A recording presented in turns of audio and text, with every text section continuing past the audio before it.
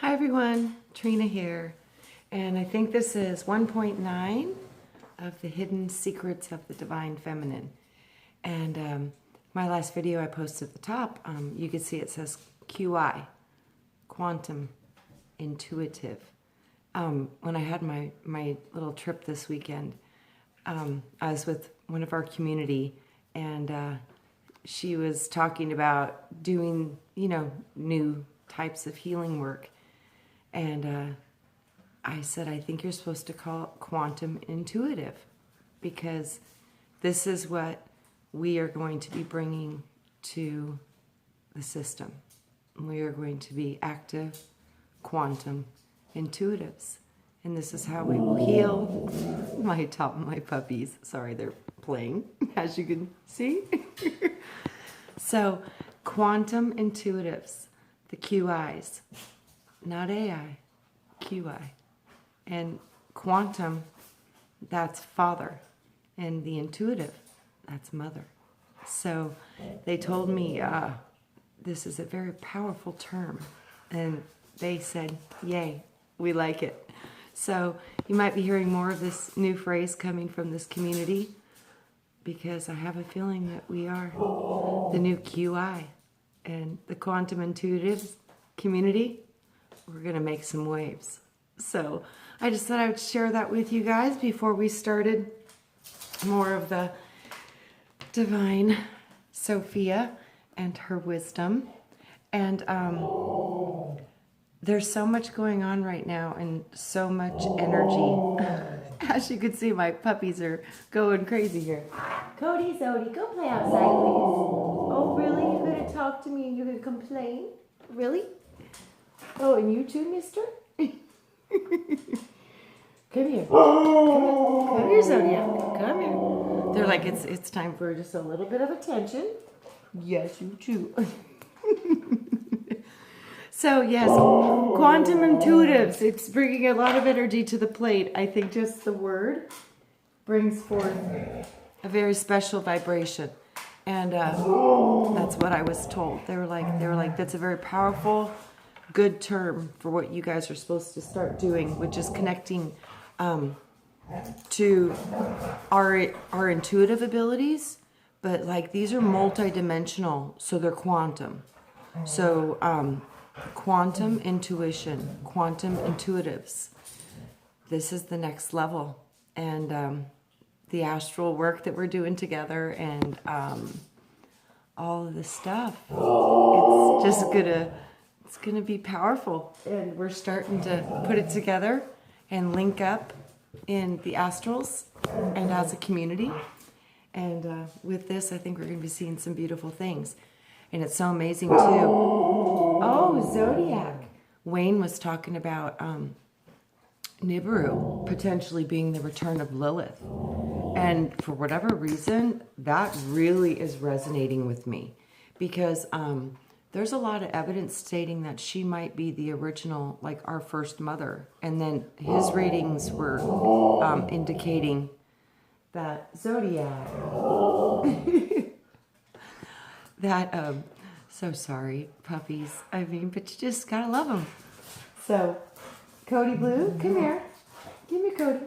Come here, baby. Good boy. Good boy. So, it's multi-dimensional and the story, I think, is a lot bigger than we even know. Even bigger than Lilith. Come here. So I think it being bigger than Lilith, and the reason it's bigger than Lilith is because I think it's a multi-dimensional story. Because I think when the things that happened to Lilith, I don't think she was third dimensional. I think she was still higher dimensional, but carrying form. So these things, I think we're going to find a lot of new secrets and truths about these beings that they've been hidden and taken from our history for very important reasons. And I think we're starting to discover why. And just like this divine feminine information that's coming out, this to me is like, makes so much sense of what's wrong with the entire world. It's like we're missing this piece of what we are supposed to be bringing to the plate. And this is the intuition, the nurturing, the compassion, the birthing, the seed planting, the oneness and the cooperation with nature. We're so out of balance with this, and the animals and the planet and everything is crying that this is true. So this information and the return of Nibiru, and this potentially being the return of Lilith, this might be the return of the divine feminine. And this is kind of what I saw happening. I saw a big change happening to our planet based on an interaction with some type of a new energetic field. And Wayne sees this sheet coming in, and now this planet might be coming in with it. This could be what that might be about. And there's a lot of interesting potentials to contemplate on that one. So I think that this work that we're doing with the Divine Feminine is very important, and it's very needed because it has been so suppressed. And for good reasons, because once you connect the feminine and the masculine in your temple, you do become the Christ. And it's so upsetting to me because the teachings of Christ are that. And he's always pointing here because he's saying it's all inside. It's not out. And this, when he's pointing here, when he's pointing at the trifold flame in the heart, he's literally saying, to manifest, you must feel. You must feel. The feeling is the prayer. And this is what he was teaching, and they've twisted all of those teachings, because if you get that key, you become a wizard. You can manifest. You think it, you feel it, and you create it in the gut. And when all three agree, it's manifest. It's literally the law. It works every single time. I have manifested so many things. I have tried this time and time again. And every time that I manifest, it literally manifests better than the thing I set forth in manifestation, because I give it to creation. And I give it to the ones that are smarter than me. And I say, this is what I want to show up. I'm not going to put any details or boundaries on it. I'm going to let the divine intelligence of all that is work that out for me, because I know it's better than what I can conceptualize in my 3D little human mind. So with that, it's time to kind of let go and trust. Set forth what you want to see. Think about it every day and manifest it. It will show up. And if it doesn't show up, it's only because they're manifesting something better for you. And this is where we have to learn patience, and that's really hard for me because I like things to be done very quickly.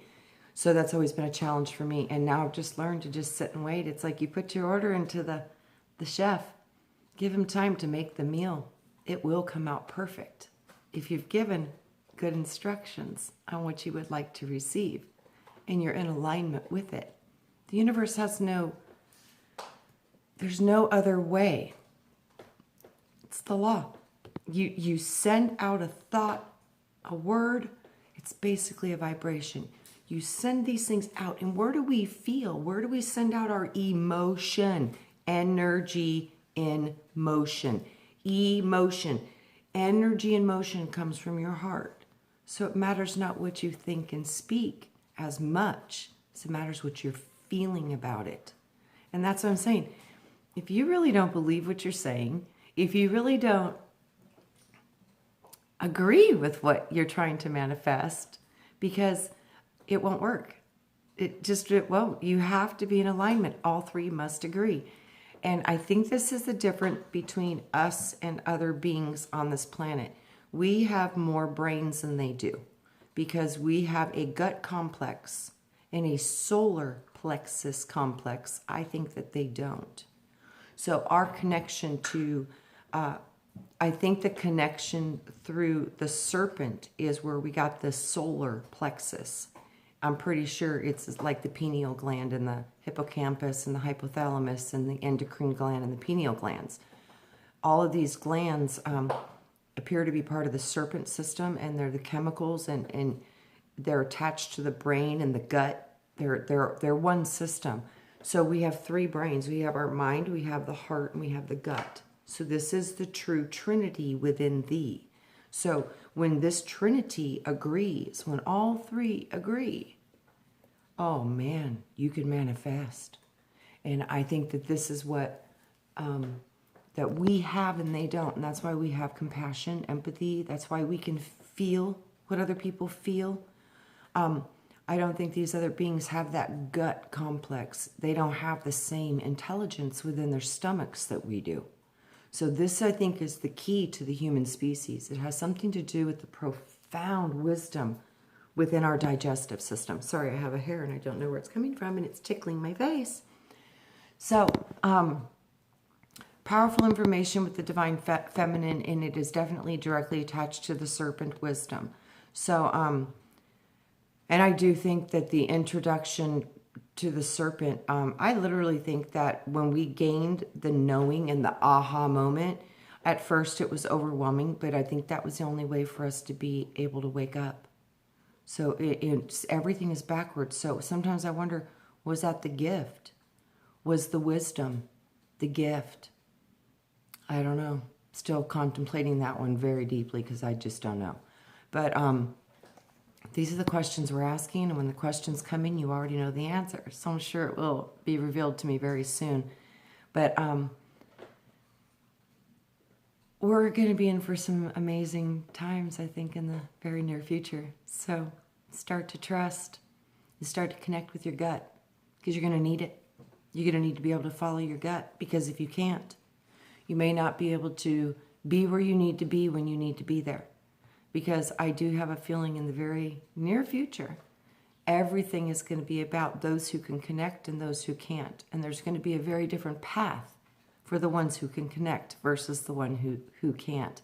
And this is where we're going to see a lot of the division of the ones that have soul and the ones that don't. So, and some of these will even be within your family. So it's kind of tough to see that, but it might be real.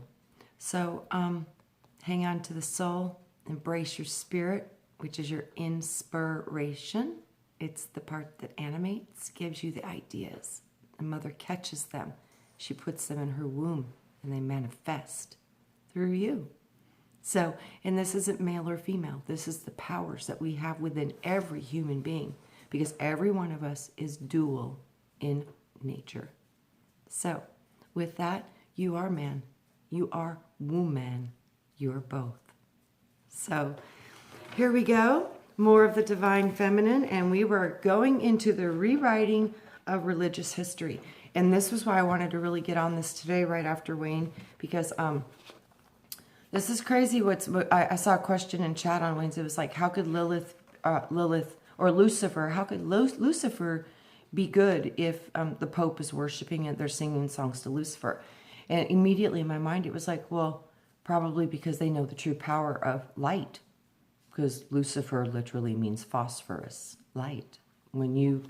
Phosphorus creates spark. It's what creates fire. So phosphorus is spark, fire. So what do they always want to get? Divine spark, fire. So I wonder if our fire or our spark comes from Lucifer, the light, because we all carry light within us. Everything is backwards. So now I'm looking at everything through etymology. What do these words really mean? Because when you look at what the word really means, you kind of get to see the truth of what it is. They can't take away the root, the essence. It's in there. If you go back and look at all the different translations, get to the root. And when you look at Lucifer, literally it means Venus or phosphorus. Venus is the planet of love, goddess. Interesting, right? Why would they not want you to hate love, the power of love, and the power of light? They would want to turn you against it so you could not have that power of that connection within you, because you're like, oh, no, that's bad. When in all actuality, this may be one of the most powerful parts of what you are as a being, is your light.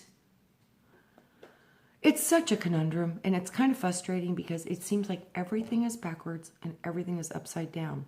So to see the truth, we need to flip everything around and see if it makes sense, more sense than it does in the inverted position that's been fed to us through our dogma in our literature and the changes that were made to our scripture, which really makes me angry. And all the important stuff that they removed from our Bible. If we would have just had the lost book of Thomas in our Bible, I don't even think the world would be sitting where it is, because in the lost book of Thomas is where they taught how to manifest. And then they put it back in the Bible and they took out the two most important parts, which was the feeling part. The feeling is the prayer. You don't get that part and you aren't in alignment with it. If it does not feel right, if you don't know it in your gut, it ain't gonna happen. And they took that part out. So you would know all the crap and not know the true power and not know how to finish the manifestation. You can't do it without that feeling part. So the feeling is the fire. It's the passion. It's the pyre. It's what sends out the packets of light from you to the universe so it can bring itself back and manifest through you. Everything is working in a loop. Everything we send out returns back to us. So with that, we need to manifest well. And 90% of manifestation is the feeling. All the rest of it, it's important, but not as important as the way you feel about it. So this is, like I said, the vibration secrets. Those are all based on feelings, emotion, energy in motion. So we have to really control what we feel and how we feel as often as we can. And when you get out of balance, man, flip that switch with laughter, joy, music, whatever makes you happy. But do not let those frequencies even stay in your field. Kick them out as fast as you identify them and kick them to the curb. Totally kick them to the curb. Okay, so I love you. That was a long ramble. Just stuff on my heart. I'm like, I got to tell you guys what I'm getting. So here we go. And this is chapter 6, Rewriting Religious History. Oh, this is good. The ancient God of Israel is harsh and relentless. Israel should bring forth a God whose heart that is not jealous, and whose memory of their shortcomings is brief. One who would not avenge himself upon them even unto the 3rd and 4th generations. Kali, Gilbron, Jesus, the Son of Man. I had no idea what the other women might study, but for me, my roots lay in Christianity. I decided to try to find out more about how the goddess had gotten lost in my religion. Yes, of course, I knew about Mary, the Holy Mother, and the badly judged Mary Magdalene. But I could not figure out how or why the Jews had become so patriarchal, especially since there were so many wonderful Jewish people living in the world today, and so many thriving, balanced cultures in the Mediterranean at the time of the Hebrews when they settled there. But since Judaism was the culture that Jesus had been born into, and his apostles were largely Jewish, I knew that Judaism had heavily influenced the version of Christianity that has been transmitted to us today. I figured one of the best places to start was an objective review of the Jewish monotheism. After all, its stories were in the Old Testament and make up over half of the Bible. Today, with the contributions of many highly trained archaeologists, linguists, historians, and scholars, much has been uncovered about the origins of the Jewish history that contradicts the events recorded in the Old Testament. So in this chapter, we are going to take a look at first at who wrote the Old Testament, and then let's begin to examine the historical evidence for its claims. The timeline of the Old Testament writings. First, biblical scholars now know that most of the books of the Old Testament were not compiled for at least 500 to 700 years after the Exodus took place. In Sirisa, 1250 or 1300 BCE. This dating is based upon the analysis of the linguistic dialects of the Hebrew used in various centuries, the dates of events in the passages, and the comparative review of historical events happening in the area of the time. According to the biblical scholars, the Old Testament stories were continually edited until about 100 BCE, when the Jewish canon finally settled into a more stable set of beliefs, stories, and religious practices. This was a huge surprise to me. I had always thought the Old Testament had been written thousands of years earlier. While these are a host of archaeologists and historians who weigh in on this subject, the consensus is that the first possible period when these books could have been written was just before or just after the Jewish exile in 586 BCE.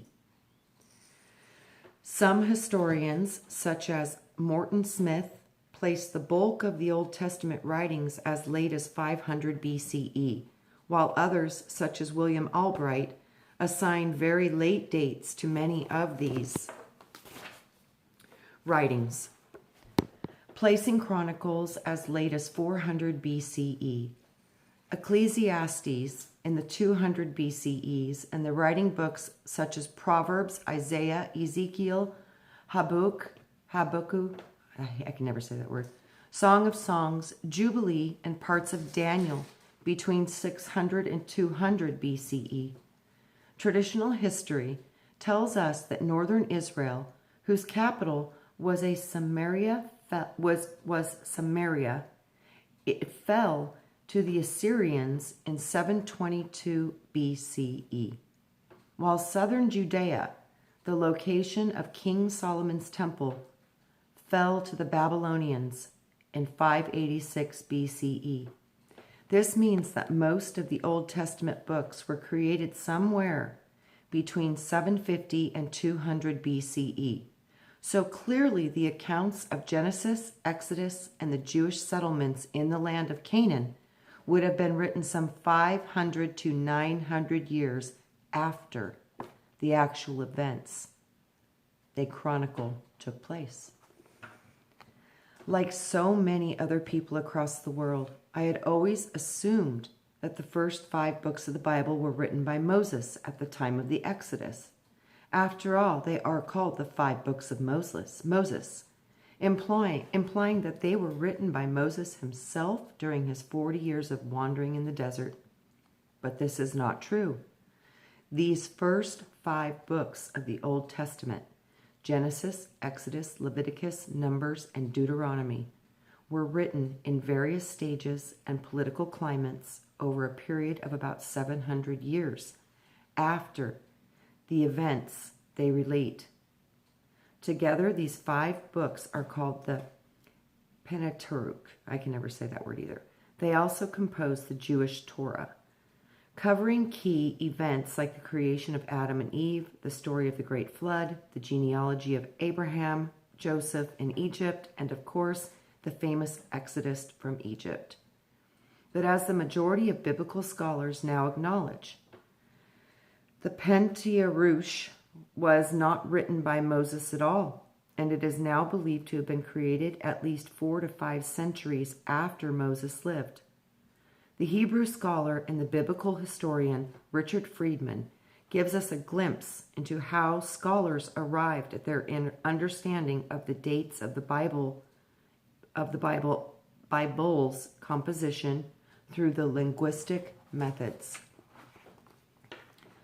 See, the linguistics, the language, the original codes of language, this really helps you to decode what these scriptures originally were talking about, because a lot of the words we use today don't mean what they used to back in the old days. They're very, very different in what they mean. So the method that produced this picture had come to be known as the higher criticism, and the picture itself has been come to known as the documentary hypothesis. Its root idea is that the Torah was not written by one person, Moses, but it was a product of several sources of work that were combined by editors from the 5 books of Moses.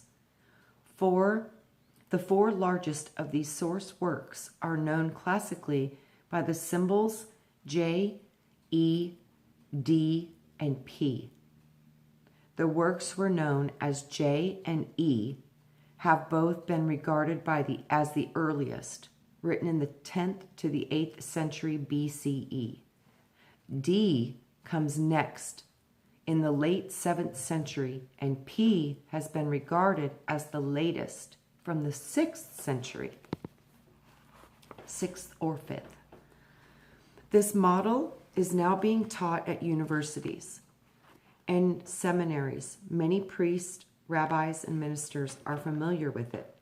Scholarly analysis of the Pentateuch, I don't know how to say that, has revealed that about 60% of it was written by 2 separate authors, whom researchers now refer to as J and E. The J material uses Jehova or Yahweh as the name of God, while the E material uses the term Elohim or the term El, which means shining one. While Elohim, the plural form, is usually translated as the shining ones or the gods. El is a suffix that can be found in the names of angels, such as Gabriel, Raphael, Michael, Uriel, revealing that all these heavenly messengers were a part of the band of the shining ones, the large beings with radiant countenance who appeared as messengers of the gods. The Hebrew names Jehovah and Yahweh are both derived from the same 4-consonant tetragrammaton, IHVH or YHWH, depending on which reference book you read. One reads, which is Jehovah's name without the vowels I or Y, is used here instead of J, since there was no J in the Hebrew language at that time. By placing the various vowels between these consonants, we can transform the tetragrammaton into both Yahweh and Jehovah. The Hebrew mystics tell us that all these 4 letters represent the 4 directions of the 4 elements, the 4 races, the 4 colors of the world. They are also abbreviated symbols for the 4 divine elements, which in the Kabbalah, the mystical writings of the Jews, tell us that are an intrinsic part of the deity. These 4 elements are Hokahoma, wisdom, Binah, understanding, Tiferet, beauty, and Malkut, kingship. Wisdom is identified with the father, understanding with the mother, beauty with the son, and kingship with the daughter. These 4 divine attributes form the Kabbalistic tetrad. The Kabbalistic tetrad. Ooh, that's a tongue twister. Biblical historians, Richard Friedman, professor of Hebrew at the University of California in San Diego, tells us that most scholars believe that the author of the Jehovah books come from the southern kingdom of Judea, sometime between 848 and 722 BCE. This means that they were written over 500 years after Moses lived. The author of the E books, Elohim, is believed to be a displaced Levite from the northern kingdom of Israel, who wrote between 922 and 722 BCE, which would mean that these books were between 300 and 500 years after Moses. When combined, these 2 books form about 60% of the Torah, which biblical scholars now refer to as the JE material. This compilation of the J and E materials did not occur. Most scholars believe until just before Israel fell to the Assyrian invasion in 722 BCE, some 500 years after the Exodus. Yet the final editing of the Pentateuch did not take place until about 2 or 3 centuries later, when the Jews had left their exile in Babylon in 518 BCE and returned to their lands to build the second temple in Jerusalem under the supervision of the Persian Empire. This is when the stories of the Garden of Eden and the Great Flood were added, as well as the other 40% of these religiously worshipped books. The stories of the Garden of Eden and the Great Flood were taken by the priests of Yahweh from much earlier Babylonian tales acquired by the Jews during their time in the captivity in Babylon. The priests of Yahweh then adapted them, creating their own versions with a patriarchal slant, and inserted them into the earlier Hebrew histories to create the illusion of a historically linear timeline. Those revelations derived from the biblical research were profound and a shock to me. After all, I had been taught from an early age to revere the Bible as a book of complete and utter truth. But it also made me realize that the great literary license had been taken in the retelling of history and the events of our distant past, not to mention God's holy word. As I began to examine the Old Testament more closely, I also noticed that there were 2 versions of some of these stories. For example, the 2 versions of the creation of the world and its life forms. In Genesis, the story of Noah and the ark and the covenant between God and Abraham, the naming of Abraham's son, Isaac, and Isaac's journey to Mesopotamia, and many others. How could this happen? According to Professor Friedman, it's because at one time there were 2 completely separate Jewish states, Judah and Israel. They had 2 different kings, 2 different temples, and 2 sets of high priests. This lasted for about 200 years, 920 to 722 BCE. When the northern and the southern states were reunited under one king, there was an obvious difference in their stories due to their biases of the different priests. For over 200 years, the cultures had progressed down separate paths. And since neither side wanted to compromise, both versions of their stories were placed side by side in the Old Testament without any explanation. In other places, the different stories were woven together as if they were one. So for millennia, we have been left with the Holy Scriptures and having glaring inconsistencies and contradictions based upon the political beliefs and the beliefs of the time when they were written. This illuminates 2 different forms of Judaism that developed during this period of separation. Professor Friedman explains, one culture who's referred to as God as Elohim maintained that there were numerous gods of which their God was none. The other culture had elevated their one God to a higher status than the other gods, to a minor player with little power. They referred to us as angels in time. This is the view that prevailed and became the Orthodox belief system. So what about the rest of the Old Testament, I wondered? Who wrote these books? And when were they written? Today's scholars have divided most of its creation into 2 additional designations, D, as in David, and P. D stands for Deuteronomists and the traditional members of the Jehova worshiping sect. They wrote the books of Deuteronomy, Joshua, Judges, Samuel, and Kings. Joe Lewell's, author of Rulers of the Earth, states, "These writings present a rather bulky history that goes back to the time of Moses and reinterprets events from their perspective." Historian Morton Smith says that these books are a compilation of a single system of laws, customs, prophecies, and histories that basically demanded the worship of Yahweh alone.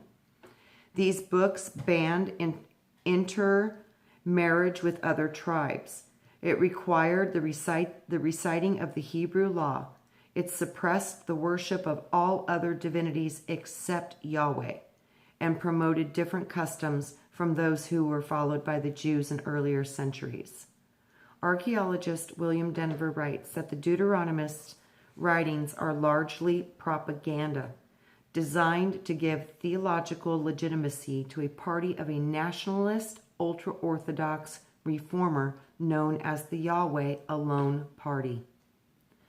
Professor Friedman speculates that the D books were also written by one person or by a school of scribes with one overriding objective: to promote the single worship of Yahweh alone, essentially suppressing the existence of all other gods and goddesses as if they had never existed. That's exactly what happened.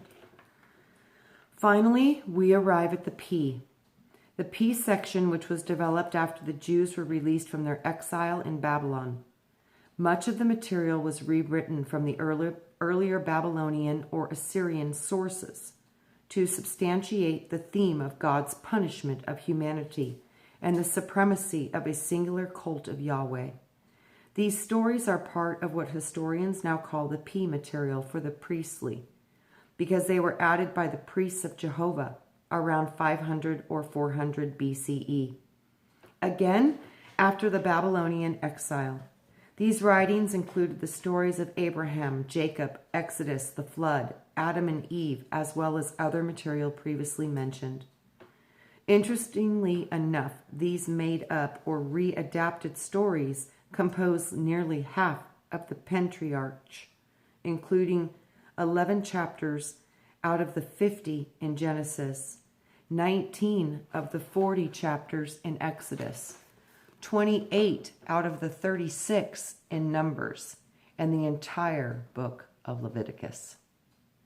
This means that the Hebrew stories of creation and the Exodus were not even composed until nearly 800 years after the Exodus. And as we shall see, there is strong evidence that these books were created with a specific agenda of suppressing all other aspects or sects except for their own. Professor Richard Friedman tells us that the redactor was able to cut and interweave the text in the books intricately, making them appear to be one long narrative. The rest of the P material focused on the rules and regulations about how to make proper sacrifices to Jehovah, while rejecting any mystical communications with God. Holy moly, did you just hear that? The rest of the P material focuses on the rules and regulations about how to make proper sacrifices to Jehovah while rejecting any mystical communications with God. Whoa. Via dreams, or with angels, or with talking with the animals. Wow. Complete severance of the divine feminine right there. No dreams, no angels, no animals. Oh, that's huge. Since the writing style of the P literature follows the same approach as the GE materials, scholars now believe that the writers of these books had a copy of the GE material on hand to emulate. All this explains why, despite the attempts to give an impression of unity to the Old Testament, there are so many internal inconsistencies. Wow, that's profound. To rethink a world. So why does any of this matter to us today? Because most of us who have been raised in the Christian, Jewish, or Muslim faiths, collectively known as the Abrahamic faiths, because of their common ancestor Abraham. We have been taught that the Bible represents the holy word of God. In other words, it is not only true, but it is a mandate from God himself. If biblical research reveals that these books are, in fact, the social or the political creations of the priest of Yahweh, who took great literary license with history to advance a particular political agenda, then perhaps we may want to step back and rethink our worldview. The events in the Bible and the moral lessons they impart have been used for centuries to legitimize the supremacy of these respected religions.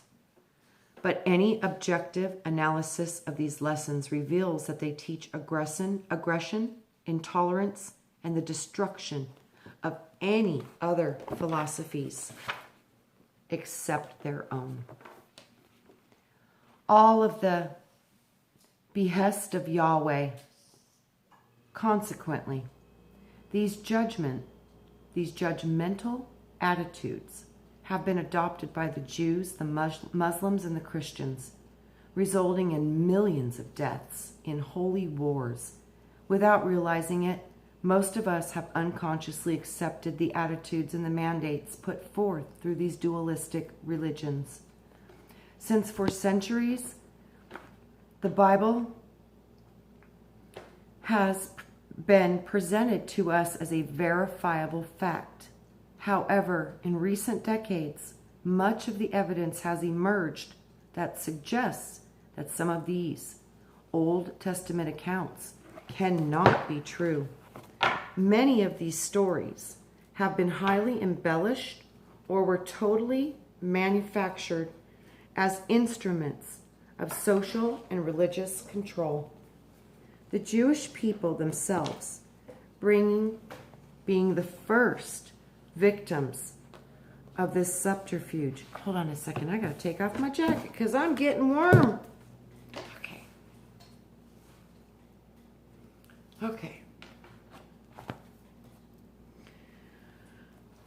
Okay, so the Jewish people were being the first victims of this subterfuge. While it is certainly possible that some of these events did take place, with such a large gap of time between the actual events and the written accounts, some major discrepancies are bound to have occurred. We know this just when you tell somebody a story, and then by the time it gets to the 50th person, it's not the same story anymore. Could you imagine what could have happened to these stories after being translated for hundreds of years before they were properly written down and recorded? They've been completely jacked up.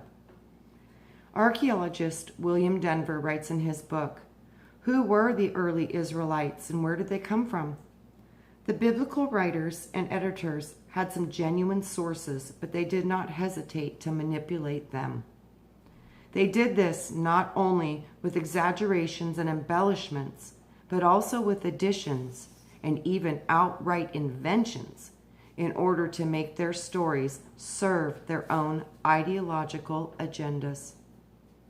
This may be called historicalized myth, and that is how the modern liberal critical scholarship regards the Hebrew Bible. Wow. Okay, next it's about Moses and the Hyksos king. So we will pick up next time with that one. And look at this. Here's the picture that she has illustrated with Moses.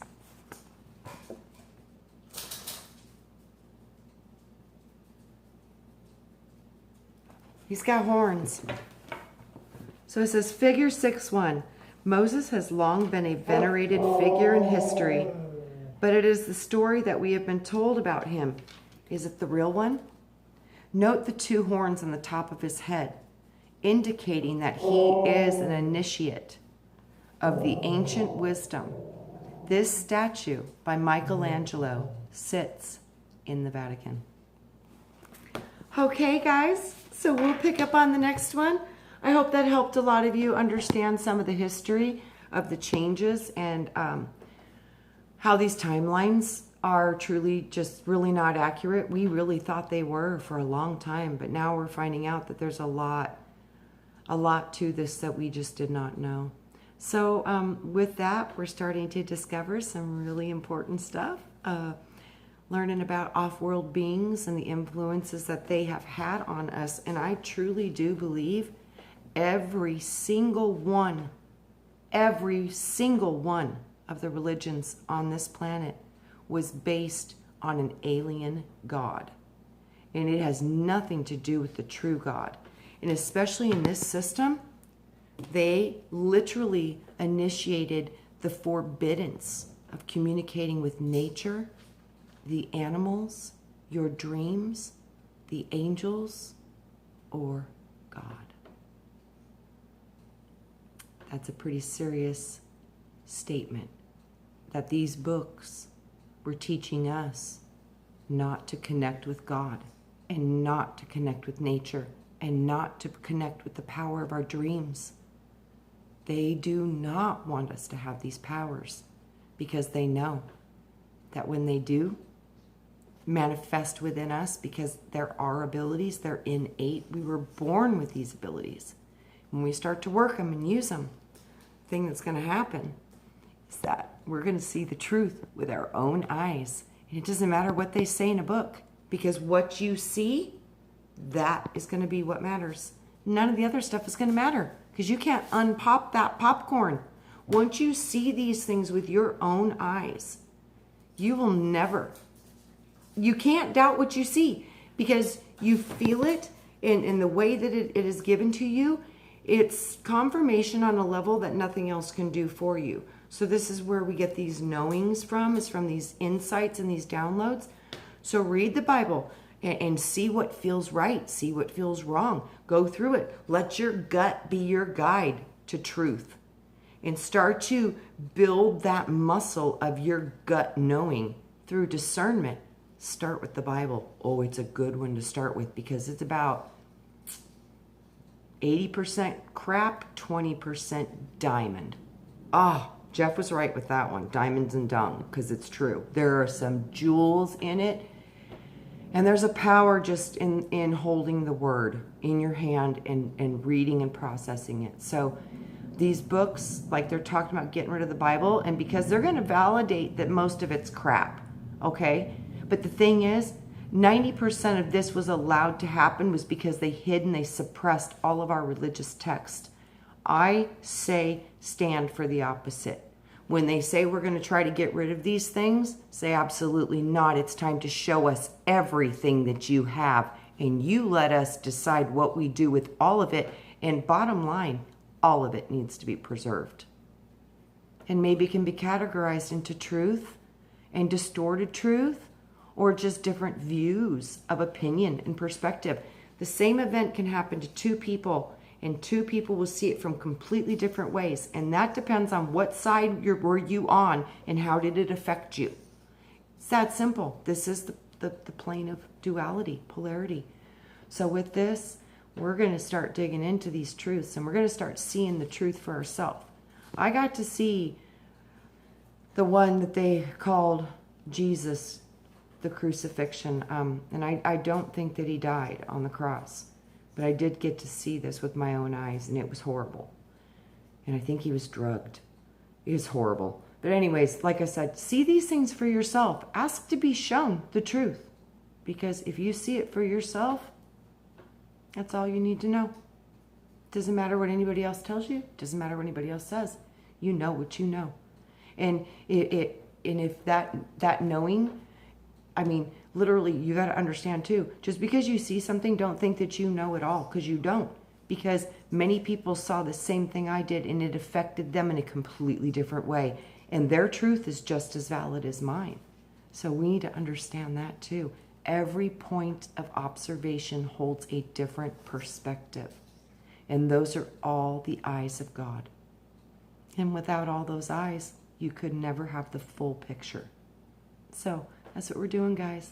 we're putting together a puzzle, and it's a big picture. And together, we're going to start to see it. So I love you all. I'll see you soon. Busy, but I love you, and I'll get to the next one as soon as I can. So you guys have a great day. Thank you so much for being here. I hope you enjoy this. I love learning with you and reading all this information. I've studied a lot of this history, and I've heard of the J books and the E books, and I had heard of that before. So, but I'm sure many of you probably never have, because when I read it for the first time, I never had. So I love you all. I hope you find this enlightening, and I hope it awakens the truth of our true history and your true history, because our histories are all unique to our own journeys. So, but we're trying to remember them so we can find the truth and shine it bright. So I love you all. Have a great day or night wherever you may be. Namaste, and may soul, spirit, and favor be with you today and always. Much love. Mwah.